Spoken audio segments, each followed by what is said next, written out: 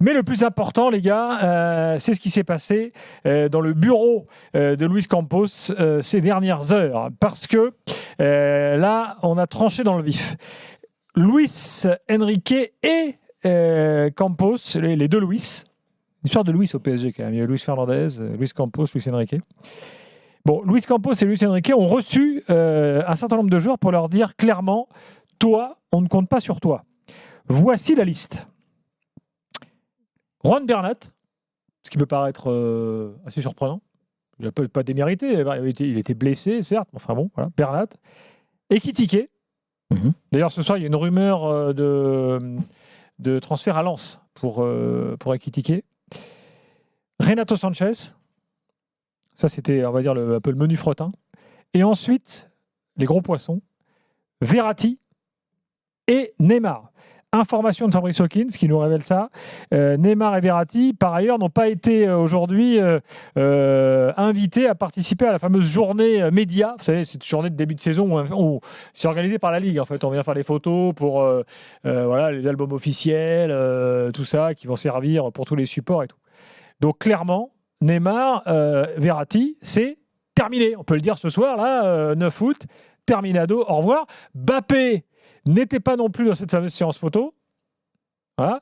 Donc là, on est quand même sur un point de bascule. Hein, parce que là, on ne parle pas uniquement de Mbappé, on parle de taulier du PSG depuis des années. Attention quand même, Gilbert. Tu sais que dans le football, des joueurs qui sont dans un loft, à qui on dit c'est fini, on ne veut plus de toi, et qui finalement on réintègre. Ça s'est déjà vu. Ça s'est déjà vu. Quel état de ça? Non. À l'OM, tu avais. Ça avait été le cas pour lui. Hein. À Paris, ça arrive rarement. Il n'avait pas été dans le loft. Ah bon? Tu avais Tatsar. Mais par contre, Rod Fanny, ça lui est arrivé avec Marcelo Bielsa. Il y a Abdou Diallo qui sort du loft. Exact. Il y a Abdou Diallo qui sort Abdou Diallo, c'est une première. Fabrice Hawkins nous disait hier, c'est du jamais vu au PSG qu'un lofter soit finalement sorti du loft et réintégré à l'équipe première. Abdou Diallo, ça a été son cas. Voilà le factuel. Le 32 est ouvert pour en débattre, mais ça a inspiré un avis à Florent Gautreau qu'il va détailler tout de suite. Jingle Gautreau. Georges Clooney vient chez toi, il demande de la moutarde avec le foie gras. Tu as le droit de lui dire que c'est un connard. Alors, c'est intéressant parce qu'on va faire le point avec ce que j'ai dit l'autre jour sur le fait qu'il se demandait peut-être où il était tombé. Luis Enrique dans cet incroyable PSG hollywoodien. Oui, je vous confirme quand même, avec les infos qu'on peut avoir, que oui, il a quand même été ébranlé, mais plus, et je vais y revenir après, par le cas Mbappé. Et oui, il se demande un peu où il est tombé, parce qu'il y a eu plein de nouvelles quand même en très peu de temps, et notamment la gestion du cas Mbappé. Et je réaffirme à tous ceux avec qui j'ai échangé sur ce sujet suite à mon avis de la dernière fois, non, ils ne savaient pas que ça allait se passer comme ça pour Mbappé. On ne lui avait pas dit au moment ou avant qu'il ne signe qu'il allait être mis à l'écart, dans le loft, qu'il ne viendrait pas au Japon, etc., etc. Donc voilà, ça c'est pour la première chose, que ce soit clair. En revanche, et même s'il a pu être ébranlé par tout ça, et même s'il l'est toujours, il a en tout cas choisi, de manière peut-être pragmatique, parce qu'il n'est peut-être pas toujours à 100% aussi décidé que Nasser El Khelaifi sur certains joueurs, d'accompagner la stratégie du club, puisque c'est un moment assez fort, tu l'as dit, de savoir que Luis Campos et Luis Enrique étaient ensemble pour les recevoir. Ça aurait pu être Luis Campos seul ou avec Nasser El Khelaifi. Oui. C'est-à-dire une position de la direction qui donne une orientation qui n'est peut-être pas tout à fait celle du coach, qui pourrait se dire, moi, comme dit Romain d'ailleurs, parfois si on a besoin derrière, ça me permettra de récupérer certains joueurs, ça aurait pu être le cas.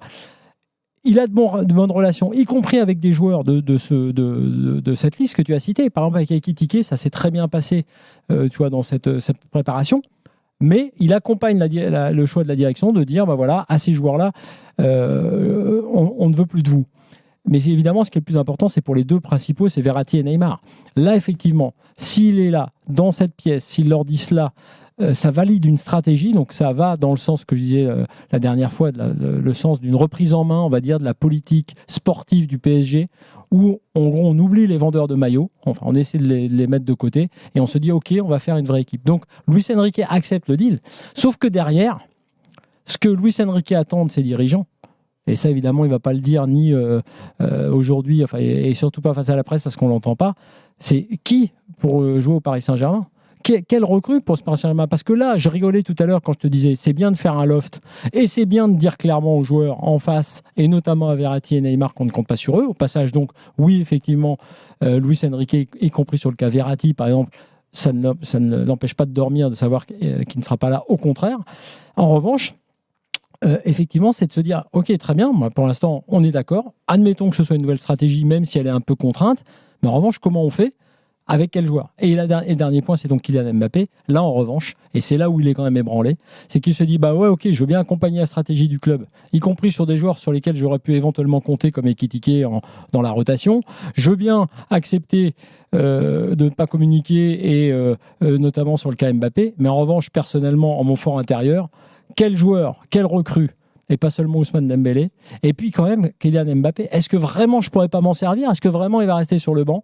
Il reste ces questions-là. En revanche, le message, la partie du message qui concerne, on va dire, des tauliers un peu historiques du club, elle est claire et elle est aujourd'hui assumée par Luis Enrique, ce qui à mon avis est une bonne chose.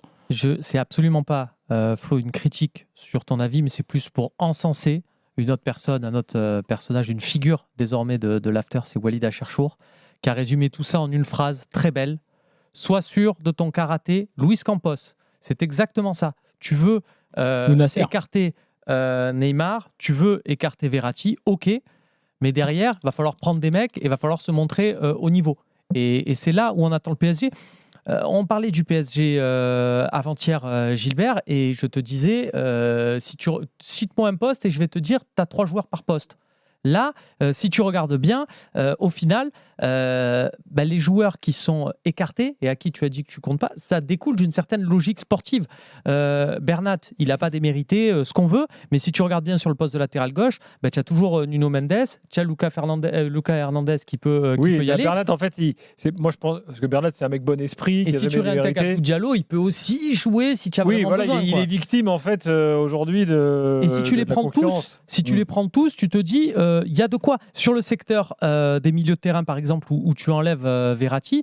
Je pense qu'ils ont une recrue à faire. On parle pas Timo et Bakayoko, mais le Bakayoko du PSV Eindhoven, pourquoi pas.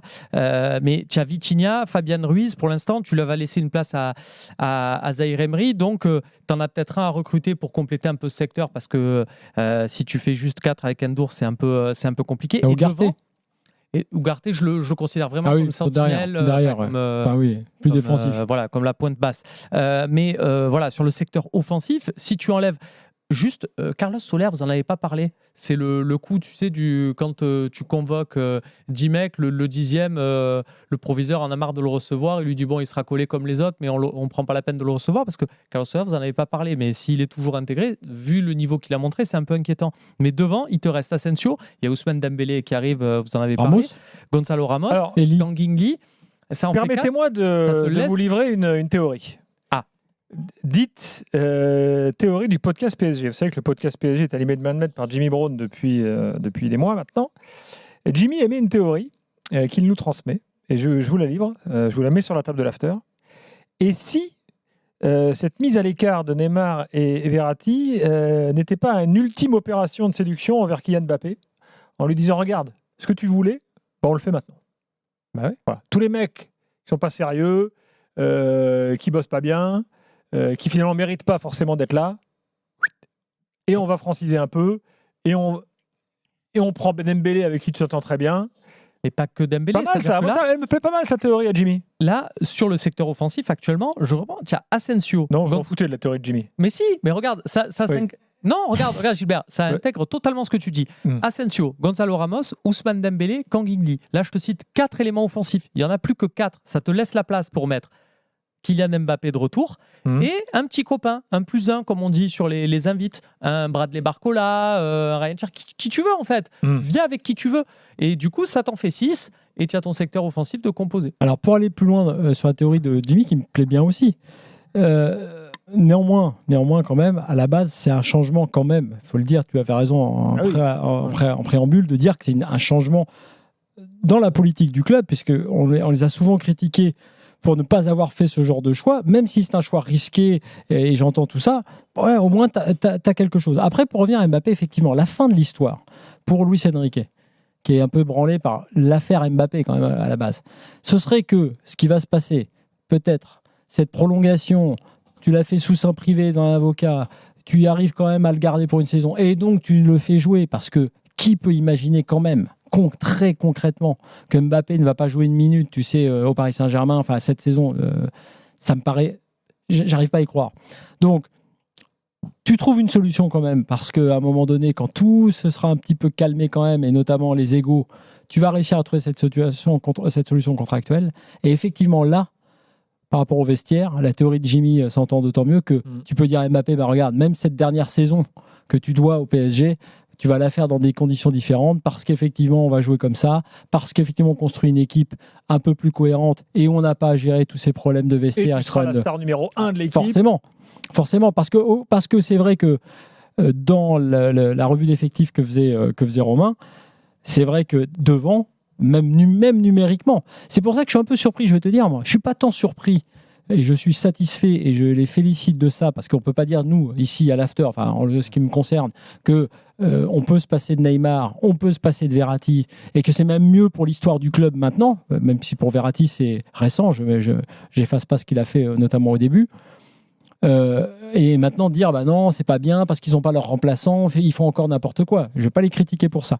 En revanche je suis presque plus surpris pour les deuxièmes rôles, à part Sanchez et ses blessures, Ekitike dans la rotation là tel que avec le nombre. Il faut laisser la place au plus 1 de Mbappé. Oui mais lui dire maintenant en tout cas, lui le mettre là dans le rendez-vous du jour, je suis un peu surpris. Et Bernat aussi, même si je pense qu'il n'est jamais revenu de sa blessure totalement et que c'est pour ça qu'ils lui ont fait qu'ils l'ont dit cela, c'est vrai que lui aussi, dans la rotation, tu es un peu surpris qu'un mec comme ça, qui lui va pas poser de problème dans le vestiaire, soit effectivement convié à cette réunion. Il y aurait eu Renato Sanchez, Neymar, Verratti, tu vois,